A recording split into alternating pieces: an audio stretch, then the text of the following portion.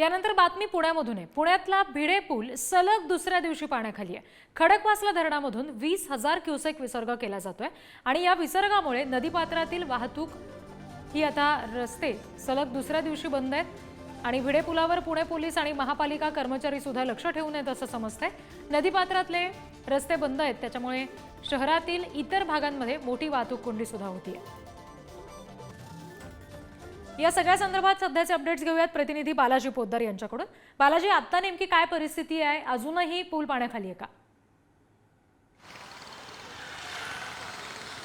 रिद्धी, नक्कीच जर आपण पाहिलं तर आता मी भिडे पुलावरतीच आहे आणि आपण जर बघितलं तर सध्या भिडे पूल आणखी सुद्धा पाण्याखालीच आहे।